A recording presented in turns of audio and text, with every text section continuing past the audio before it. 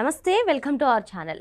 గత కొద్ది రోజులుగా జగన్ ప్రభుత్వ హయాంలో జరిగినటువంటి అక్రమాలు, కుంభకోణాలపైన కేసులు నమోదవుతున్న సంగతి తెలిసిందే. ఉదాహరణకి శాండ్ కానివ్వండి, వైన్ ల్యాండ్, ఇటువంటి కబ్జాలన్నిటిపైన కూడా కేసులు నమోదవుతున్నాయి. ఇప్పుడు ప్రజల నుంచి వినిపించే డిమాండ్ ఏంటంటే, ఈ కుంభకోణాలపైన కేసులు నమోదు కావడమే కాదు, రెవెన్యూ రికవరీ యాక్ట్ కింద జగన్మోహన్ రెడ్డి ఆస్తులన్నింటినీ కూడా సీజ్ చేయాలనే డిమాండ్ వినిపిస్తుంది. మరి ఇది సాధ్యమేనా? ప్రభుత్వానికి ఆ అధికారం ఉంటుందా? తెలుసుకునే ప్రయత్నం చేద్దాం. దీన్ని విశ్లేషించడానికి మనతో పాటుగా ఉన్నారు ప్రముఖ రాజకీయ విశ్లేషకులు అడ్స్మెల్లి శ్రీనివాస్ గారు. సార్ నమస్తే. సార్ నమస్కారం అండి. సార్, గత ప్రభుత్వ హయాంలో జరిగిన కుంభకోణాలన్నీ కూటమి అధికారంలోకి వచ్చిన తర్వాత ఒక్కొక్కటిగా బయటకు వస్తున్నాయి. మరి ఈ నేపథ్యంలోనే వాటిపైన దర్యాప్తులు, విచారణలు అన్నీ కూడా జరుగుతున్నాయి. ఇప్పుడు ప్రజల నుంచి మెయిన్గా వినిపిస్తున్న డిమాండ్ విచారణ కాదు, ఈ చేసినటువంటి చర్యలకు జగన్మోహన్ రెడ్డి ఆస్తులు సీజ్ చేయాలి రెవెన్యూ రికవరీ యాక్ట్ కింద అని చెప్పి డిమాండ్ చేస్తున్నారు. ఇది సాధ్యం అవుతుందంటారా? అంటే సాధారణంగా ఏం చేస్తారంటే అండి, మరి సాధ్యం అవ్వాలి. రికవరీ అనేటువంటి చాలా ఇంపార్టెంట్ ఇష్యూ. ఎందుకంటే ఇప్పుడు మీ దగ్గర దొంగతనం జరిగిందండి, అట్లా మీ పర్స్ కొట్టేశారో, లేకపోతే మీ బంగారం దొబ్బేసారో, లేకపోతే మీ బండి దొబ్బేశారని కంప్లైంట్ ఇచ్చారు. కంప్లైంట్ ఇచ్చినప్పుడు దొంగడు దొరికాడు. దొంగని పట్టుకుంటారు. పట్టుకున్న తర్వాత మరి మీ వస్తువు మీకు రికవరీ చేసి ఇవ్వాలి కదా. చిన్న చిన్న దొంగతనాల విషయంలోనే పోలీస్ వ్యవస్థ వాళ్ళు ట్రేస్ చేసి వాళ్ళ దగ్గర నుంచి రికవరీ చేసేస్తారు. అలాగే వీళ్ళు దొరికితే దొంగలేళ్ళు, దొరకని దొంగలు, దొరల్లో దొంగలు, ఇలాంటి వాళ్ళు అన్నమాట. అంటే వైట్ కాలర్ నేరాలు ఇవన్నీ.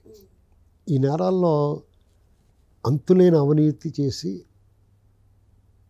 విపరీతమైన డబ్బు సంపాదించి ప్రజాధనాన్ని విచ్చలవిడిగా దోచుకుని డే లైట్ రాబరీ చేసిన మనుషులు. పోనీ ఈ దొంగతనాలు ఏమైనా సీక్రెట్గా చేసి, ఇంతవరకు సీక్రెట్గా చేసేవారు. చిన్న చిన్న అవినీతులు, కుంభకోణాలు చిన్న చిన్నవి, అవి పెద్దగా పబ్లిక్కి తెలిసి కాదు. ఏదో ఎవడో బయటపెట్టి ఎన్ని చేస్తే 100 కోట్లు 50 కోట్లు ఇలాంటివి చేస్తే అదే పెద్ద సంచలనం అయిపోయింది. ఇప్పుడు 100 కోట్లు 50 కోట్లు దాటి వేల కోట్లు లక్షల కోట్లలో గెలిపోయింది ఈ కుంభకోణాలు, ఈ స్కీములు, స్కాములు ఇవన్నీ కూడా. అంటే వాళ్ళకు కూడా చేతులు ఆ డబ్బులు లెక్కటాలంటే చేతులు నింపెడతాయి. ఈ పెద్ద బావి అంటే బాగా పాతాళానికి తవ్వకుండా వెళ్ళిపోయిన బావిలోంచి చేత తోడాలంటే ఎంత కష్టమండి. అంత కష్టమైపోతుంది వీళ్ళ దగ్గర నుంచి రికవరీ చేయాలంటే. వీళ్ళు అలా పట్టుకుంటానికి వీళ్ళ మీద కేసు నమోదు చేసి, దర్యాప్తు చేసి, వీళ్ళని అరెస్ట్ చేసి జైల్లో పెట్టి కోర్టు న్యాయస్థానాల ముందు నిలపడానికే పెద్ద ప్రహసనం అయిపోతుంది. మన కళ్ళ ముందు జగన్మోహన్ రెడ్డి చూస్తుంది. ఇప్పుడు 2011-12లో పెట్టిన కేసులు వాళ్ళకి అతను బెయిల్ మీద తిరుగుతున్నట్టు ఒక కొలిక్కి రాలేదు. గాలి జనార్దన్ రెడ్డిది 14 ఏళ్ళు 13 ఏళ్ళ తర్వాత బయటకు వచ్చింది. ఇప్పుడు శిక్ష పడింది. అతను డబ్బు రికవరీ ఆల్రెడీ కొంత సీజ్ చేశారు. రికవరీ ఏం చేశారో తెలియదు పూర్తిగా, మనకి ఆ వివరాలు చెప్పరు. వార్తా ప్రసార ఛానళ్ళు కూడా అది కూడా దొంగతనం చేసేవాడిని పట్టుకున్నారు, జైలు వేసారంటారు తప్ప ఆడు దొబ్బేసిన డబ్బు ఏమైంది అనేటువంటి దాని మీద ఉండదు. అలాగే ఐటీ రైడ్ జరిగింది, 1000 కోట్లు పట్టుకున్నారంటారు. ఆ తర్వాత దానికి డబ్బు కట్టాడా, లేకపోతే ఆ డబ్బు ఏమైంది, ఆ కేసు ఏమైంది మనకి ఇంకెవరు తెలియదు. అంటే తర్వాత దాని గురించి మాట్లాడుకునే వాళ్ళు ఎవరు ఉండరు. ఆ గ్యాప్లో వాళ్ళు సెట్ అయిపోతున్నారు. ఇప్పుడు సాక్షాత్తు సుప్రీంకోర్టు ఆర్థిక నేరాలు చేసిన వాళ్ళు, ఆర్థిక నేరస్తుల్ని ఉగ్రవాదులతో సమానంగా పోల్చింది.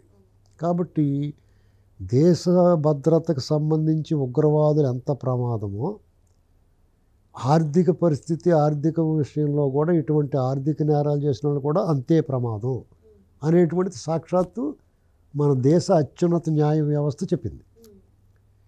కాబట్టి వాళ్ళ దగ్గర నుంచి వాళ్ళు ₹1 దొబ్బినా 1,00,000 కోట్లు దొబ్బినా సరే కట్టేసి వెళ్ళిపోరా బాబు అని చెప్పాలి. ఫస్ట్ వాళ్ళు అరెస్ట్ చేయడమే కాకుండా వాళ్ళ ఆస్తులన్నీ సీజ్ చేసి ముందు ప్రభుత్వానికి జమేసేయాలి. తర్వాత అతను నిర్దోషిగా నిరూపించబడిన తర్వాత పట్టుకెళ్ళవయ్యా అనాలి. ముందైతే ప్రభుత్వానికి జమేసేసి ఆ ఆస్తులు మొత్తం లాగేసుకుని ప్రభుత్వానికి జమేసేసి అవి ఎలా చేస్తారో తెలుసండి. ఈ రికవరీ చేసేటప్పుడు యాక్చువల్గా ఆడవాళ్ళు ఒంటి మీద ఉన్న వస్తువులు, లేదంటే కొన్ని నిత్యావసర వాళ్ళకి సంబంధించినవి తప్ప మిగతాన్ని సీజ్ చేస్తారు, లాగేసుకుంటారు. అదే రకంగా వీళ్ళకి కూడా చేసి ఎక్కడెక్కడ ఈ విదేశాల్లో దాచిన డంపులు పెట్టిన కంటైనర్ల ద్వారా ఎక్కడికన్నా తరలించిన మొత్తం రికవరీ చేసి ప్రభుత్వానికి జమ చేసి తర్వాత విచారణ చేసి ఇదంతా అతను కష్టపడి పోలవరానికి మట్టెత్తి సంపాదించాడు, పొలం పనులకి సంపాదించాడు అని ప్రూవ్ చేసుకోగలిగితే అప్పుడు ఇది ఆయనకి ఇవ్వాలి. అలాగా ఆ చట్టాన్ని అలా సవరించి ఆ రకమైన శిక్షలు పడినప్పుడు మాత్రమే ఇది అరికట్టబడద్దండి. లేదా ఇప్పుడు జగన్మోహన్ రెడ్డిలాగా కేసు పెట్టి అరెస్ట్ అయ్యి ఏముందో ఒక 6 నెలలు సంవత్సరం జైల్లో ఉంటాడు, వచ్చేస్తాడు హ్యాపీగా. ముఖ్యమంత్రి కూడా అయిపోయాడు కదా, ఆ డబ్బు అలాగే ఉంది కదా, ఆ డబ్బుతో ఎవడన్నా కొనేసుకుంటున్నాడు. మనం ఎవరిని ఏమనకూడదు అనుకున్న వాళ్ళు కూడా కొనేసుకుని మనం ఏదైనా అంటారుకేమో మళ్ళీ జైలు వేస్తారు. ఇదేటా ఇలా చేసేవాడిని ఎందుకు వదిలేసి ఉన్నాం అనుకో మళ్ళీ జైల్లో పడేస్తారు తీసుకెళ్ళి. అలాంటి పరిస్థితి కల్పించారు. అంటే మరి వాళ్ళకి భయం ఎందుకు ఉంటుందండి ఎవరికైనా. అందుకునే కదా అతను ఏమన్నాడు, మీరేం భయపడకుండా మీరు ఎన్నాళ్ళు పెడతారు జైల్లో పెడతాం మళ్ళీ వచ్చేస్తాం మన పని చేసుకుంటూ ఉంటాం. అంటే అంత బరిదిగింపు ఎందుకు వచ్చింది, ఈ రికవరీ లేకపోబట్టి. వాడి దగ్గర ఉన్నప్పుడు పోలీసులు అరెస్ట్ చేయారనుకోండి, ముందు ఫోన్ లాగేసుకుంటారా, క్లాకప్లో పెట్టి ముందు వస్తువులన్నీ తీసేసుకుని ఇందులో పెట్టేయమంటారు. జైల్లోకి వెళ్తే కూడా అన్నీ హ్యాండ్ ఓవర్ చేసుకుంటారు. అలాగా వీళ్ళ దగ్గర ఉన్న వీళ్ళ మీద కేసు నమోదైన తక్షణం అతను అరెస్ట్ అయితే ప్రాథమిక ఆధారాలు ఉంటేనే కదా అరెస్ట్ చేస్తారు. ఆ ప్రాథమిక ఆధారాలు దొరికినంటే మొత్తం లాగేసుకోవాలి. తర్వాత విచారణ, దర్యాప్తు, కోర్టులు గిట్లు అన్నీ ముందు అన్నీ లాగేసుకుని జమేసేయాలి. మీరు లేవనెత్తిన పాయింట్ కరెక్టే, ఈ రికవరీ అవుద్దా అవదా అని. ఇది చాలామందిలో ఉన్న సందేహం. ఈ ప్రభుత్వాలు ఎప్పటికైనా సరే అవసరమైతే చట్టాన్ని సవరించి కొత్త చట్టం చేసి, రెవెన్యూ రికవరీ యాక్ట్ ఉంది దాన్ని ఇంకా కఠినతరం చేయాలి. ఇప్పుడు రేషన్ బియ్యం అమ్మేసుకుంటున్నారు, మద్యం స్కామ్ చేసేసారు, డబ్బులు కొల్లగొట్టేసి పేద ప్రజల కడుపులోంచి తీసేసుకుంటున్నారు. వాళ్ళ రక్త మాంసాలు అమ్మేసుకుంటున్నారు, వాళ్ళ శవాల మీద నడుపుతున్నారు. ఆ సంపాదించిన డబ్బుతోటి విదేశాల్లో డంపింగ్ చేస్తున్నారు. మొత్తం రికవరీ చేయాలి. కేసు పెడితే ఏముందండి, కొన్నాళ్ళు పడి జైల్లో ఉంటాడు, వచ్చేస్తాడు, ఆ దొబ్బేసిన డబ్బులు ఎక్కడ దాచుకున్నాయి అప్పుడు తీస్తాడు కొద్దిగానే, మళ్ళీ ఎలక్షన్లో చేరిపోతాడో లేదంటే ఇంకో దేశం పోయి అక్కడ దుకాణం పెట్టుకుంటాడో. ఇవన్నిటికి అవకాశం ఇవ్వకూడదండి. ఇప్పుడు కుటుంబంలో వాడు జైలు పోతాడు, వాడు అక్కడ అనుభవిస్తాడు, మిగతా వాళ్ళు అందరూ ఆ డబ్బులతో ఎంజాయ్ చేస్తారు కదా. కొన్నాళ్ళు పోయిన తర్వాత బెయిల్ వస్తుంది, బయటకు వస్తాడు, హాయిగా తిరుగుతాడు. ఎన్నాళ్ళు పెట్టగలరు లోపల.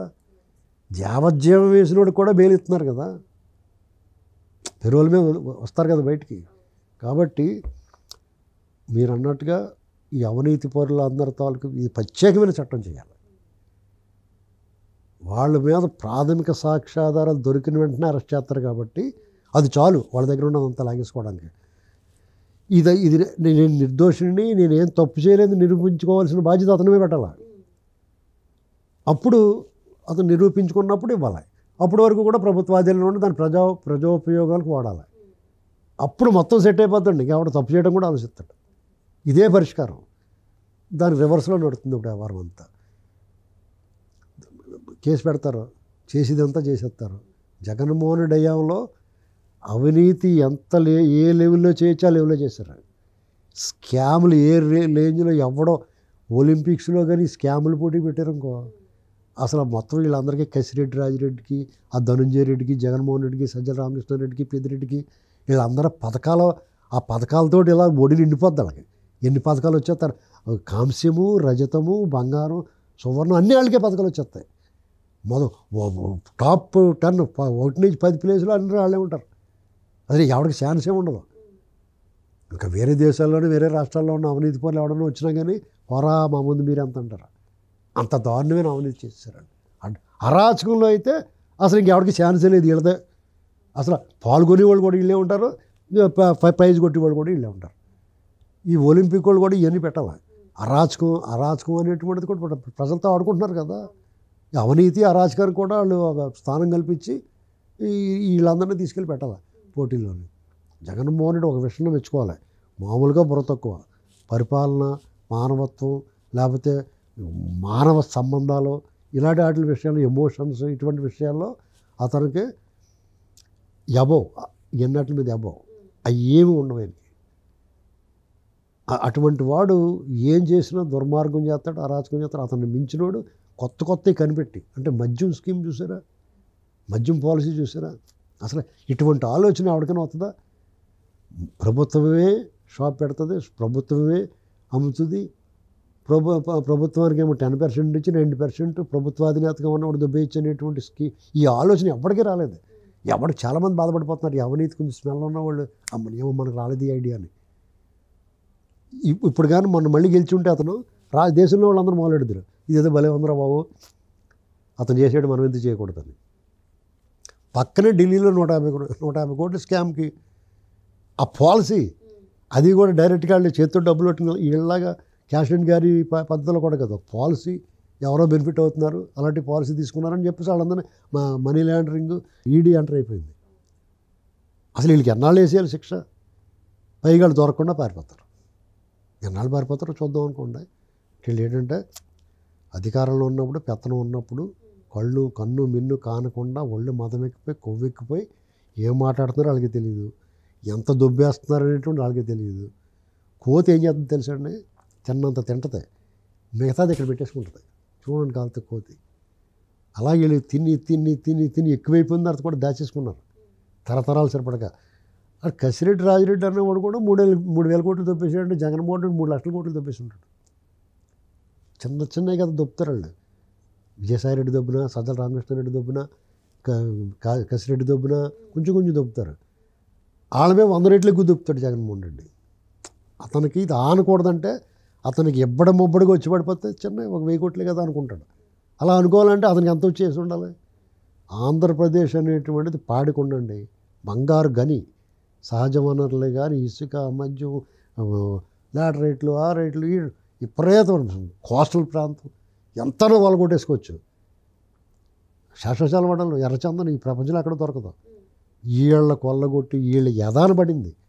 మన రాష్ట్రం చేసుకున్న పాపం ఈ దొంగల బారిన పడిందండి. ఈ ముఠా వచ్చి పడిపోయింది అంతే. దగ్గుల ముఠా అని ఉంటారు, పార్థీ ముఠా అంటారు, దండుపాడు బ్యాచ్. ఇలాంటి బ్యాచ్ మన మీద పడిపోయి దోచు తినేశారు. వీళ్ళందరి దగ్గర నుంచి ఈ ప్రభుత్వం చాలా కఠినంగా వ్యవహరించాలి. మొత్తం లాగేసుకుని రికవరీ చేసి జైలు పడేయాలి. అవినీతి చేశారన్న ఆరోపణ వస్తేనే వెంటనే రికవరీ చేయాలని చెప్పి, మళ్ళీ అదేవిధంగా రెవెన్యూ రికవరీ యాక్ట్ని సవరణ చేయాలని చెప్పి సార్ చెప్తున్నారు. Thank you sir.